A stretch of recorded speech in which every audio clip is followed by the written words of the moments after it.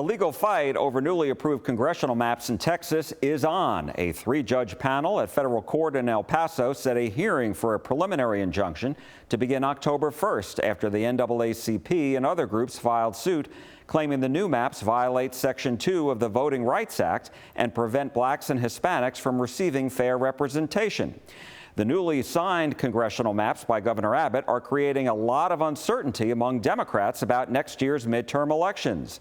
The newly drawn maps are expected to turn 5 congressional districts in Texas from blue and Democratic majorities to red and Republican majorities. And as a result of the new maps, the Cook Political Report has changed the ratings for the Texas congressional districts.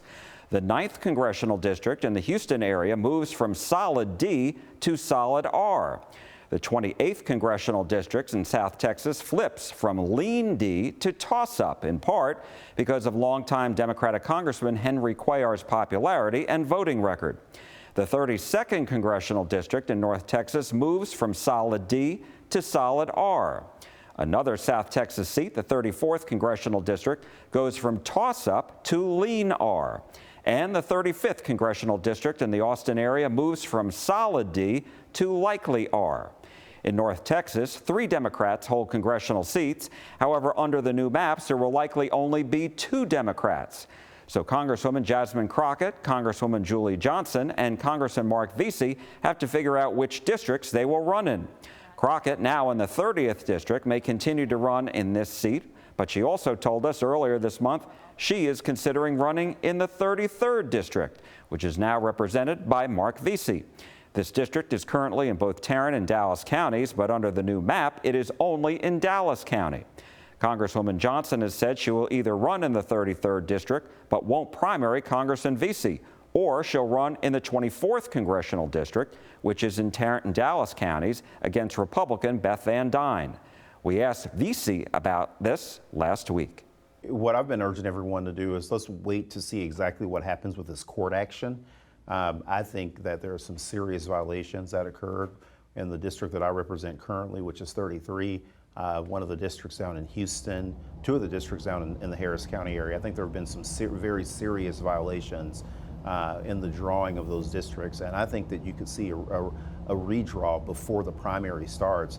And what I like to always remind people that I think that everyone has forgotten, that when I got elected in 2012, I'll never forget, it was November, it was the day before Thanksgiving. I was out having dinner with my family when I got the call that the map had been redrawn and that the primaries were going to be delayed. And if you recall, back in 2012, the primary didn't occur until May 31st, and the runoff didn't occur until July 31st. And so it would not surprise me at all if you saw a delay in these primaries, because I think that there are some serious voting rights violations, and I don't think that the court is ready to throw the Voting Rights Act, particularly Section 2 of the Voting Rights Act out. We've seen other members of Congress, starting to make announcements in other parts of the state.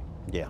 And I know that Congresswoman Johnson just over the weekend said that she's looking at either 33, but she's not going to primary you, or 24. And Congresswoman Crockett, when I spoke with her, said that her house is in the new 33, and so she was considering that in addition to staying in 30. So somebody's going to be, right, if these new maps, go into place. Right. So, I mean, have you entertained the idea of, not running for Congress again? I'm looking at all the different options. I haven't really had a chance to think long about that, just because I think that, again, there are a lot of different moving pieces and people are looking at different seats. And I do feel pretty confident that there will be some sort of changes to the maps because the Republicans did overreach in the judicial part of all of this. And there's real discriminatory effects in these maps. You think that the primary is going to be delayed? I would not be surprised if the primary would be delayed. And how much of a chance? 50-50? Where do you think? I think it's 50-50. Yeah.